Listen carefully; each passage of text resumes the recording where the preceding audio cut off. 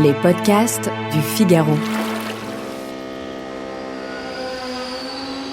Prêt pour le décollage.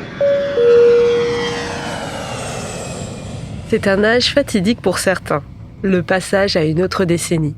De nouvelles inquiétudes qui nous tombent dessus, le stress du travail et de la famille, bref, des manières de voyager différentes. Avoir 30 ans, c'est parfois renoncer aux 12 avantages de la vingtaine, dont l'un non négligeable, le programme Vacances-Travail ou PVT pour les intimes.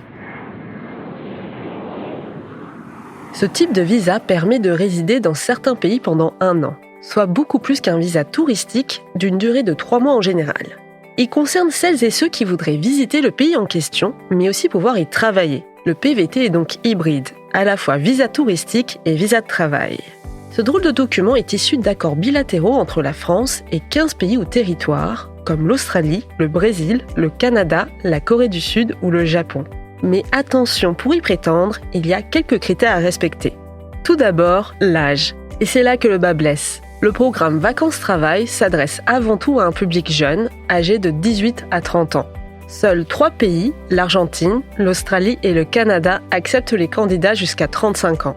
Autre critère important, et pas des moindres, avoir des finances saines. C'est-à-dire avoir suffisamment d'argent pour acheter un billet de retour, mais aussi subvenir à ses besoins les premières semaines de son voyage. Ce montant minimal exigé varie selon les pays, mais s'approche en moyenne de 2 500 €, voire 3 100 € pour le Japon. Il faut aussi être titulaire d'un passeport valide qui couvre tout le séjour et ne pas avoir déjà bénéficié d'un PVT dans le pays concerné. Le cas échéant, ne pas oublier de fournir une lettre de motivation, voire un CV. Aussi, un certificat médical et un casier judiciaire vierge peuvent parfois être demandés. Détail important, il ne faut pas être accompagné d'enfants à charge, ce qui est loin d'être négligeable pour de jeunes parents.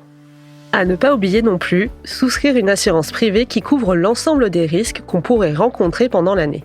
Maladie, hospitalisation, possible maternité, rapatriement, bref, être sûr qu'en cas de pépin, on peut s'en sortir sans trop de dommages. Côté pratique, la demande doit être faite auprès de l'ambassade ou du consulat du pays choisi en France. Sauf pour l'Australie, où la demande se fait en ligne sur le site du département de l'immigration australien. Mais attention à bien choisir vos dates, car à l'exception de l'Australie et de la Nouvelle-Zélande, chaque pays a instauré des quotas. Ces derniers peuvent varier selon les années. Au Japon, 1800 PVT sont distribués chaque année aux voyageurs français. Au Chili et en Colombie, c'est 400. Mais malgré ces critères et contraintes, le bilan est positif. En 2024, l'Australie a fêté les 20 ans du programme Vacances-Travail avec la France.